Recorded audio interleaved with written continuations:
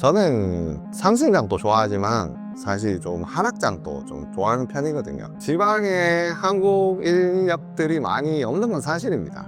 일단은 자금 조달 계획 자체를 좀 잘못 잡으시는 분들이 많아요. 근데 이제 요즘 다가구 주택의 조금 문제점이, 예전에는 전세가 잘 맞춰줬어요. 근데 요즘 다가구 주택이 좀 안 좋은 시각 때문에 그렇죠. 서울 아파트 같은 경우에는 무주택자나 1주택자한테 좀 유리한 면이 있어요. 그런데 문제가 뭐냐?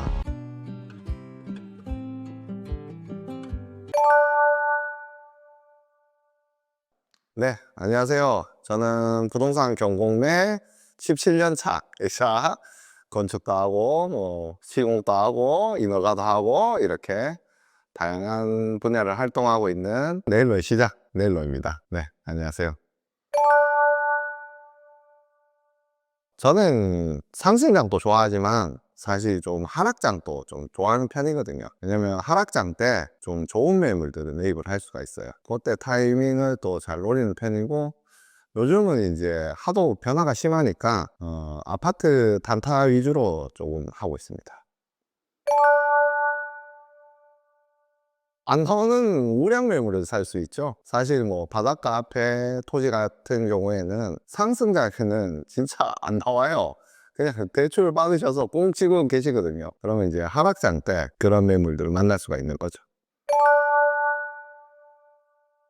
지방에 한국 인력들이 많이 없는 건 사실입니다. 하지만 그 인력들을 메우기 위해서 외국인들이 많이 있거든요. 외국인들도 부동산을 이용해야 되고 먹어야 되고 즐겨야 되지 않겠습니까? 그래서 그런 인력들은 아직까지 지방에는 풍부하다, 그렇게 보시면 되겠습니다. 지역의 상권들이 많이 바뀌어요. 예전에 번화가 같은 경우에는 한국인들이 이제 좀 많이 없다고 보니까 베트남 문화, 그리고 뭐 태국 문화, 이런 또 동남아 문화들도 많이 들어오고 있고, 다시 그 망한 상권이 그런 문화로 또 바뀌고 있는 그런 추세입니다. 원래 이제 결국은 인구가 좀 소멸하게 되면은, 좀 줄어들게 되면은 사실 가장 좋은 부동산을 매입하려고 이제 몰리는 건 사실이죠. 근데 우리가 현실적으로 보통 사람들은 그 강남 아파트를 매입을 할 수가 없잖아요. 그렇다고 우리가 포기는 할 수는 없고, 그러면 이제 강남 아파트를 가기 위해서 부동산을 갈아타면서 시세 차익을 노리면서 강남 아파트로 가야겠죠. 저는 궁극적은 그것은 아니고요. 저는 조금 다른 꿈을 꾸고 있거든요. 저는 조금 되게 번외인데 부동산하고, 저는 좀 외국인 학교 건립에 조금 하고 싶다, 뭐 이런 취지를 가지고 있습니다. 네, 일단은 자기의 신용도만 좋으면은 문제될 건 없죠. 사실 요즘 은행에서는 마이너스 통장, 뭐 직장인들 또 5천만 원, 뭐 1억 뭐 이렇게 빌려주니까 그걸로 소비를 해버리면 답이 없는데, 자산을 사는데 이용을 하면은 레버리지 효과가 충분히 일어나거든요. 그리고 너무 비싼 부동산을 구입을 안 하고 좀 저렴한 부동산을 매입을 해서 또 적당한 가격에 팔면은 그 시세 차익만큼 우리한테 남잖아요. 그러면은 그걸 쌓아 나가는 거죠, 계속.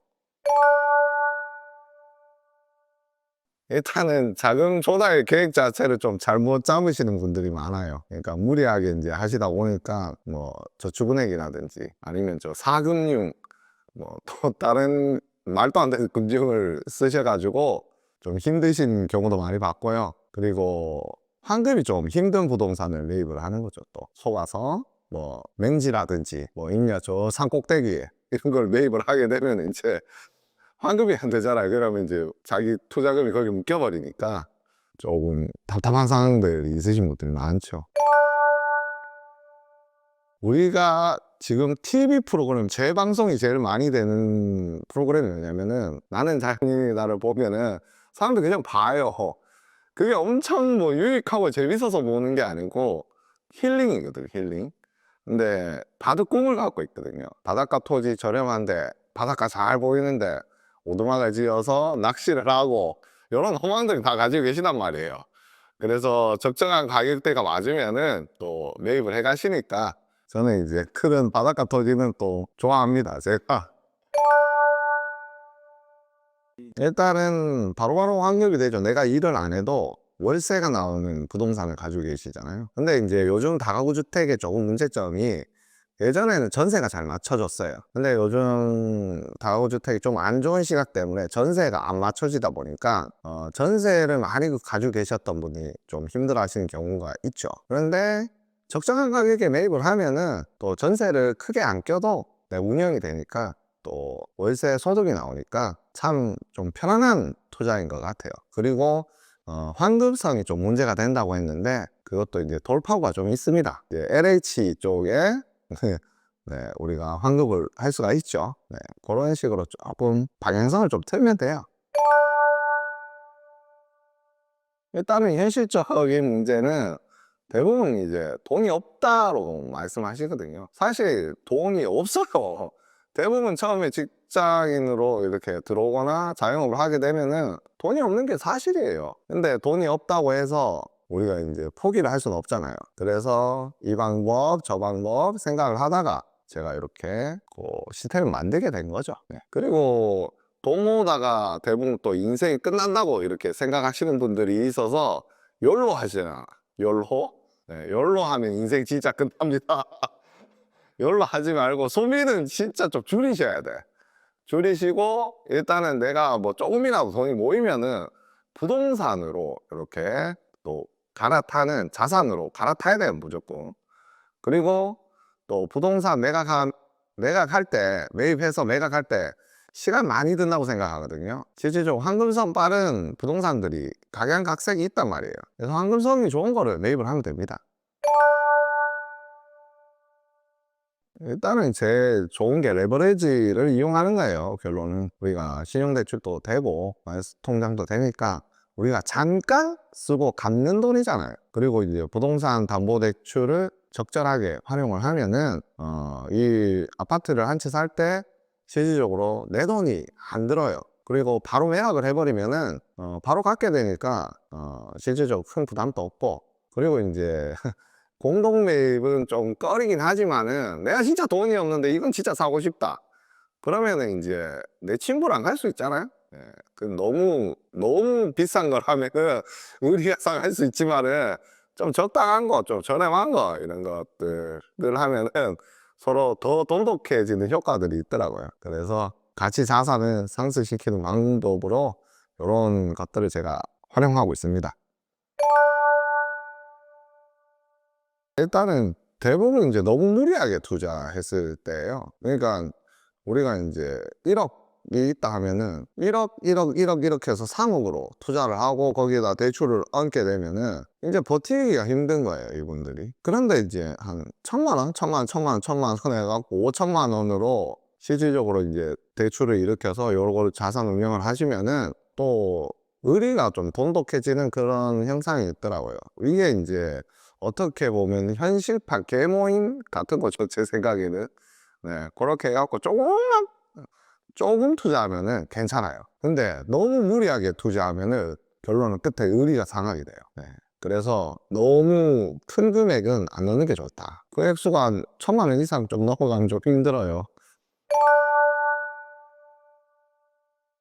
저는 일단은 뭐 구분 상가도 그렇고 토지도 그렇고 아파트도 그렇고 상가주택도 그렇고 좀 경매로 사면은 일단은 기본값이 절대가가 좀 많이 싸지니까 뭐 보증금을 받는다든가, 그러면 이제 월세 보증금, 전세 보증금, 그리고 토지 같은 경우에도 약간의 방법이 있습니다. 그런 활용을 좀 하면은 자기 돈이 거의 안 들게 돼요. 네, 안 들거나 영원이나 자기 돈이 거의 안 들고, 그리고 돈이 더 남을 때가 있어요. 플러스 P가 될 때도 있단 말이죠. 그러니까 그 분별을 잘 해야 돼요. 제가 이제 경주에 작은 아파트 하나 받은 게 있거든요. 감정가가 5,800이에요. 5,800인데 미납을 했더라고요. 누군가 낙찰을 받았는데 미납을 하셨어. 시세 조사를 뭐 잘못했다는가 아니면은 그 뭔가 문제가 있으니까 미납을 하셨겠죠. 근데 이제 제가 조사를 했을 때는 아무런 문제가 없었어요. 그래서 한번 유찰된 가격에 제가 이제 들어가려고 이제 계획을 잡습니다. 보면 이제 임차인이 전세 6,500에 이렇게 들어가 있었는데 법인이에요. 법인은 전입을 할 수 없기 때문에 실질적으로 대항력은 없습니다. 전세권 설정을 해놓고 돈을 달라고 이분께서 경매를 신청을 했거든요. 그렇기 때문에 저는 전혀 인수할 금액이 없으니까 당연히 입찰을 결정을 하게 됩니다. 네. 그리고 이 현장은 이제 법인이기 때문에 직원 사택으로 사용을 했더라고요. 근데 지금 아무도 안 계시고 그냥 비어져 있어서 사실 명도도 되게 쉬웠어요. 그냥 낙찰 받았다. 법인 쪽에 제가 통화를 해가지고 지금 집을 볼 수 있느냐 하니까 비밀번호를 알려주시더라고요. 그래서 들어갔죠. 들어가게 되니까 4,060만 원에 이렇게 해가지고 제가 낙찰 받고 들어갔는데 이제 문제가 뭐냐. 네, 단점이 안에 딱 들어가 방 안에 꽁무니 싱크대가 빡 막혀 있는 거예요. 그냥 와 이거 큰일인데 이런 생각했는데 이제 또 장점이 있죠. 화장실은 일부가 리모델링 돼 있었고 그리고 앞이 뻥뷰라고 하죠. 네, 탁 트인 공간이 있었어요. 그래가지고 잘 팔리겠다. 네, 그렇게 생각하고 이제 매각을 결정을 하는데 우리가 이제 이 부동산을 매입할 때 저도 이제 돈을 안 썼어요. 거의 마통으로 한 20%? 그러니까 20%면 얼마죠? 한 800만 원? 네, 800만 원 가까이 하고 나머지 담보대출 80% 하면은 되니까 결국은 100% 내 돈 없이 이렇게 매입을 했죠. 그리고 여기는 경주 외곽지대라고 하지만은 앞에 다 공장단지예요. 그렇기 때문에 수요가 굉장히 많은 아파트입니다. 그래서 이제 매각을 하기 위해서 제가 이제 부동산에 전화를 했죠. 그러면서 이제 부동산에서는 실질적으로 거래가 일어나지 않았어요. 바로 제가 당근에다가 네, 이 아파트를 올렸는데 전화가 오더라고요. 한국말이 되게 서투신 분이 전화가 오셨는데 베트남 사람한테서 전화가 왔습니다. 그래서 베트남 사람한테 시세보다 좀 저렴하게 5,200인가를 팔았을 거예요. 그렇게 해서 소유권 이전하고 이틀 만에 제가 1,000만 원 정도 네, 벌게 된 그런 사례입니다. 처음에 낙찰 받으신 분도 4천 얼마에 받았어요. 4,600? 4,600만 원을 받았는데 나는 이제 팔 자신이 없다 이렇게 생각했겠죠. 사람도 안 사는 것 같고 명도도 안 되겠는데 네, 뭐 이런 생각을 했을 거예요, 분명히. 근데 이제 제가 봤을 때는 아무런 문제가 없으니까 그리고 이 미납 사례 때문에 분명히 안 들어오겠다. 그래서 이제 저는 그냥 최저가에 썼죠. 대부분 그렇게 생각하는데 그렇게 하면 경쟁자들이 많아지잖아요. 보는 사람도 많아지고. 이때 이제 사람들이 좀 아리송할 때 들어가면은 저렴하게 매입이 가능합니다. 네, 이제 저희 회원들이 이렇게 아파트 단타를 많이 하고 있거든요. 그래서 이제 인천에 이제 만석동에 조그만 중흥 아파트예요. 네, 한 20년 차 된 중흥 아파트인데 이것도 낙찰 받으시고 최저가에는 못 받았죠. 왜냐면은 저희가 임차인이 배당 요구 신청을 했기 때문에 배당에 맞게끔 써야 되거든요. 그분도 이제 돈을 돌려받아야 되니까. 그래서 저희는 그것까지 다 계산을 해가지고 이렇게 낙찰을 1억 2,500 뭐 1원 같은 경우에는 좀 1원 또 못했는데 그 1원은 그냥 애교로 보시면 되겠습니다. 그래서 바로 낙찰을 받으셨죠. 이분은 아마 수업 1회 듣고 수업 1회 듣고 바로 낙찰했어요. 제가 물건 추천을 해드렸거든요. 네. 그렇게 해서 네, 명도를 하셨죠. 그리고 잔금하고 11일 만에 또 바로 매각이 됩니다. 네, 매도가 1억 5천만 원 그래가지고 계약을 썼죠. 그래서 세전 수익으로는 2,500인데 시적으로 차 떼고 포태면은 뭐 한 2천만 원 정도 수익이 납니다. 지금 엄청 장세가 좋아요. 왜냐하면 바닥을 찍고 다졌잖아요. 계속 하락하는 장세에서는 아파트를 매입을 할 수가 없어요. 근데 이제 너무 떨어지다 보면은 더 이상 떨어질 수 없는 가격이 나와요. 기본 토지가도 있고 기본 건물가가 있는데 더 이상 떨어질 수 없을 때 이렇게 경매로 매입을 하게 되면은 저렴하게 매각하면 바로바로 매각되거든요. 이렇게 해서 이제 몇 천만 원씩 이렇게 가져가는 거죠. 현재 시장은 이재명 대통령님이 능력에 보는 거는 서울이죠. 저희는 지방을 하잖아요. 지방 하는데 그것도 뭐 비싼 아파트를 하는 게 아니에요. 말 그래도 공시지가 2억 이하 뭐 취득세 1.1%니까 아무런 문제가 되지 않습니다. 그렇기 때문에 역으로 지방 아파트를 투자를 하면 돼요. 실질적으로 지방에도 사람이 삽니다, 여러분. 지방도 사람이 살아요. 그렇기 때문에 아니 지방 사람이 안 살면 제조공단이 멈추고 제조공단이 멈추면 우리나라가 돈이 안 돌아요. 우리나라는 수출로 먹고 사는 나라인데 공단들이 안 돌아가면은 서울 수도권이 아니고 그냥 나라가 죽어요. 그렇기 때문에 지방 아파트 투자가 항공성이 제일 좋다 지금은. 네, 그렇게 보시면 되겠습니다. 서울 아파트 같은 경우에는 무주택자나 1주택자한테 좀 유리한 면이 있어요.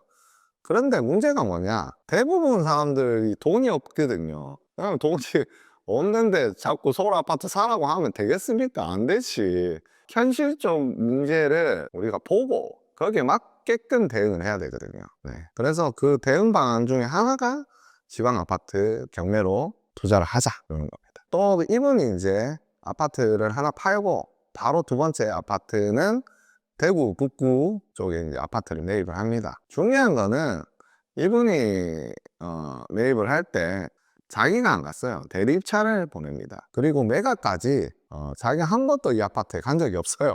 네. 그리고 이것도 이제 낙찰 후에 바로 인도를 받아요. 이것도 이제 비어있는 집이었는데 이분도 이제 보증금을 좀 배당으로 받아가야 되는 그런 시점이었기 때문에 굉장히 협조적이었죠. 그래가지고 문을 이렇게 부동산 쪽에서 문을 열고 들어갔는데 다 인테리어가 돼 있는 거예요. 싱크대도 되어 있고 샤시도 되어 있고 화장실도 되어 있고 싹 다 되어 있는 거예요. 그리고 이때 이제 바로 매각을 정리를 하려고 했었는데 10월 중순쯤에 한번 정부에서 갑자기 급하게 또 발표를 해요. 이게 뭐냐면은 그 대출 규제를 합니다. 이 대구 쪽하고는 아무런 상관이 없는데 사람들 심리가 나도 뭔가 이상이 있을 것 같아 이래가지고 갑자기 또 심리가 팍 주는 거예요. 그래가지고 이게 이제 잔금하고 나서 좀 시간이 좀 걸렸죠. 잔금하고 나서 한 2.5개월 네, 한 3개월 안에 이렇게 매각이 됐는데 좀 시간이 걸린 편이죠. 근데 이제 낙찰은 1억 3,500에 했고 매도를 이제 1억 5,600만 원 했기 때문에 세전으로 한 2,090만 원 이렇게 수익이 났는데 이것도 뭐 차 떼고 파 떼면 뭐 한 1,600 정도 수익이 나는 거죠. 그래서 이분도 실제로 자기 돈으로 한 게 아니에요. 그래서 자기 돈 없이 그래도 11개월 만에 성과가 세전으로 4,500만 원 정도가 났고, 그리고 최근에 2월 2일 날 또 아파트를 한 개 받아요, 이분께서. 네. 그리고 바로 또 명도를 하셨거든요. 이렇게 집에서 편안하게 이렇게 낙찰 받고 명도하고 그리고 매각까지 현실적으로 한 번도 안 갔어요. 네. 한 번도 안 갔기 때문에 아주 만족도가 높다, 이분께서는.